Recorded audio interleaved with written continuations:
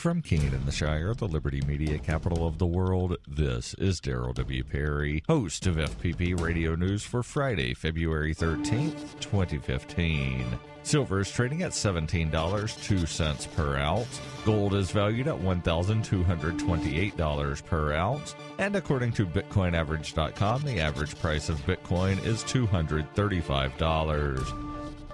Antiwar.com reports, after another 17 hours of marathon talks in Minsk, Belarus, the Ukrainian civil war is once again heading for a ceasefire, with officials on both sides announcing the deal and the fighting scheduled to formally end on Sunday. Both sides are getting significant concessions, including the long-sought withdrawal of heavy weaponry and artillery from the front lines between Ukrainian government territory and rebel-held Donbass. Ukraine is also to get back a pilot who is being held by the Russian government on charges of killing a pair of Russian journalists during the Civil War. The Eastern rebels are being assured of future constitutional reforms, as well as economic and humanitarian consideration for civilians trapped in the frontline combat areas. The reform promises appear similar to the ones from the September 2014 ceasefire, which held for months but began to fray when the reforms did not happen. That ceasefire finally collapsed last month, with skirmishes around the Donetsk airport giving way to a full military offensive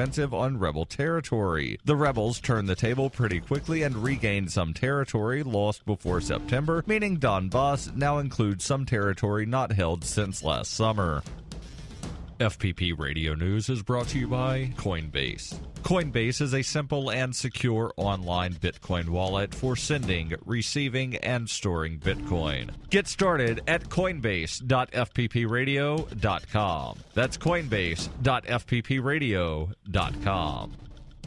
UPI reports a federal judge ordered a Mobile County, Alabama judge to issue marriage licenses to same-sex couples on Thursday. U.S. District Court Judge Callie Grenade said Mobile County Probate Judge Don Davis must issue the licenses after he shuttered the county's marriage license office earlier this week. On Monday, the state started handing out marriage licenses to same-sex couples for the first time after Grenade struck down Alabama's ban as unconstitutional. She said the Alabama Marriage Protection Act was unconstitutional because it violated the equal protection and due process clauses of the 14th Amendment. Roy Moore, the Chief Justice of the Alabama Supreme Court, told probate judges not to issue the licenses, and some, like Davis, followed his order. Grenade ruled Tuesday if plaintiffs take all steps that are required in the normal course of business as a prerequisite to issuing a marriage license to opposite-sex couples, Judge Davis may not deny them a license on the grounds that plaintiffs constitute same-sex couples or because it is prohibited by the Sanctity of Marriage Amendment and the Alabama Marriage Protection Act, or by any other Alabama law or order pertaining to same-sex marriage.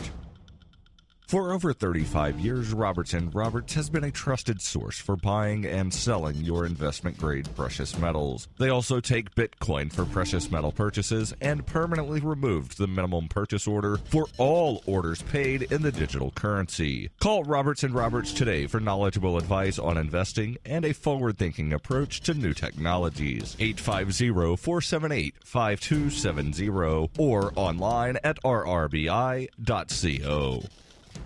Reuters reports 2 remaining Al Jazeera journalists jailed in Egypt on charges of aiding a terrorist organization were freed on bail Thursday after more than 400 days, but the court said the case against them was still pending. The case triggered an international outcry and has been cited by government critics as evidence that Cairo is rescinding freedoms that were gained after a 2011 uprising that toppled autocrat Hosni Mubarak, allegations that the government denies. Mohamed Fahmy, a naturalized Canadian who gave up his Egyptian citizenship, was released on bail of 250,000 Egyptian pounds. Beher Mohammed, who only has Egyptian citizenship, was released without bail. Judge Hassan Farid said the next hearing in their case will be February 23rd. A third Al Jazeera reporter sentenced with them, Australian Peter Gresty, was freed on February 1st and deported. The 3 were sentenced to between 7 and 10 years on charges including spreading lies to help a terrorist organization, a reference to the Muslim Brotherhood. President Abdel Fattah el-Sisi has said he wished the journalist had been deported and not put on trial. The courtroom erupted in applause after the judge read his decision.